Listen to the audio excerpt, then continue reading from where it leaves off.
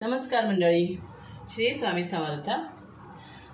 मी आज रवा, ओलं खोबरं, गूळ, वेलची पावडर, थोडंसं हळद, इथे ह्या वाटीने रवा घेतला आहे ना, त्याच वाटीने 1 कप आधी दूध घेतलं आहे, एक छोटी वाटी, आणि ह्याच वाटीने अर्धा कप ओलं खोबरं घेतलं आहे।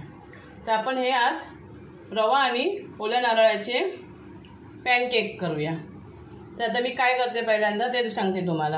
आता पहिल्यांदा आपण हा रवा ह्याच्यामध्ये टाकूया।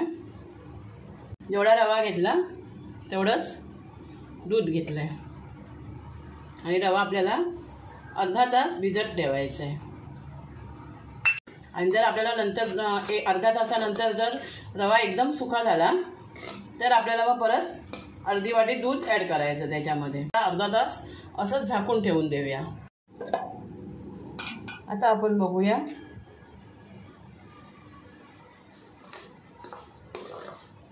हे बघा एवढं घट्ट झालंय। आता आपण याच्यात काय करूया, हे जे खोबरं आहे ना ओलं, हे टाकून घेऊया। ह्याच्यामध्ये मी दुधाचा वापर केला आहे, पाण्याचा पण वापर करू शकता, पण मी दुधाचा वापर केला आहे कारण दुधाने एकदम अशी चवदार लागतात।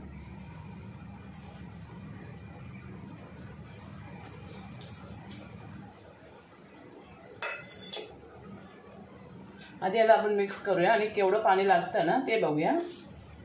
आणि थोडंसं मीठ टाकायचं। ह्याला जास्त पण पातळ नाही करायचं आणि जास्त पण घट्ट नाही करायचं। जास्त पातळ झालं ना तर ते कडक होईल, जास्त घट्ट झालं तर व्यवस्थित शिजणार नाही ते। आता आपण परत थोडंसं दूध टाकून घेऊया याच्यात।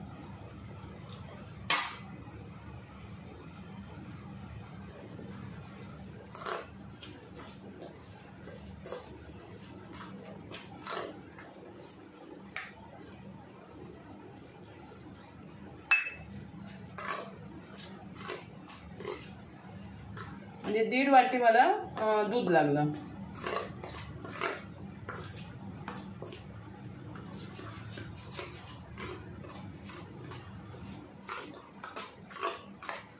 ह्याच्यामध्ये मी छोटे 3 चमचे गुळाची पावडर घेतली होती। तुम्ही ह्याच्यामध्ये पिठी साखर सुद्धा टाकू शकता। गुळाची पावडरच टाकली पाहिजे असं काही नाहीये।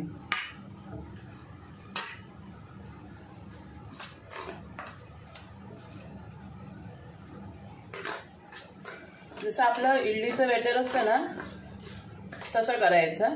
तर मी अजून थोडंसं ह्याच्यामध्ये दूध टाकते। आता आपण ह्याच्यामध्ये थोडंसं अगदी किंचित मीठ टाकायचं,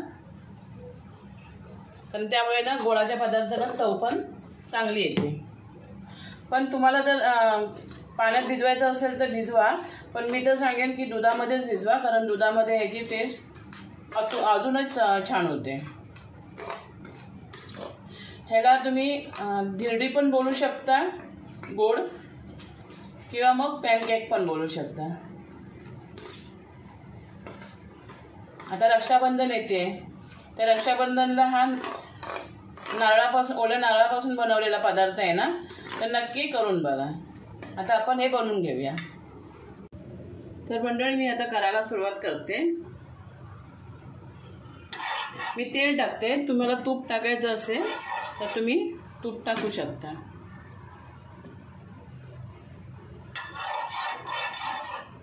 आणि टाकेपर्यंत थोडा गॅस फास्ट ठेवायचा आणि नंतर तवा एकदा तापला की लगेच कमी करायचा। आता मी थोडा कमी करते।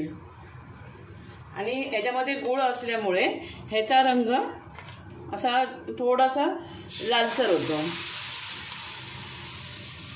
जर साखर टाकली तरी सुद्धा लालच होतो, पण एवढा लाल नाही होत, म्हणजे जो साखरेला कलर येतो ना तसा येतो तो। आता आपण याच्यावर झाकण ठेवूया। आता आपण ह्याच्यावर थोडेसे तीळ टाकूया। जास्त नाही टाकायचे, थोडेसे टाकायचे, म्हणजे आपण पलटी करणार ना, चवीला पण छान लागतं। आता थोडंसं दाबून घेऊया। तुम्हाला दाखवते मी याचा कलर कसा येतो। आणि चिकटत वगैरे काहीच नाही। हो, हे करपलेले नाही आहे, हे गुळाचा कलर आहे तो. आता परत थोडं झाकून ठेवूया, बघूया आपण.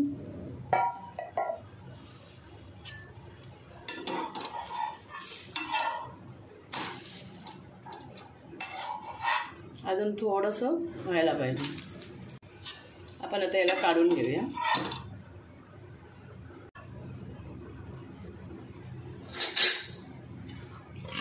आणि असे ना छोटे छोटेच करायचे.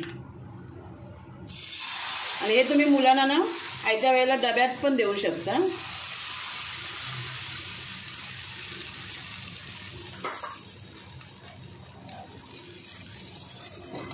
सकाळचं डब्याला द्यायला मुलांना ही रेसिपी एकदम मस्त आहे. म्हणजे पौष्टिक पण आहे आणि सर्वच आहे. त्याच्यामध्ये ओला नारळ पण येतोय, रवा पण आहे, वेलची आहे, गूळ आहे, परत तीळ आहेत सफेद.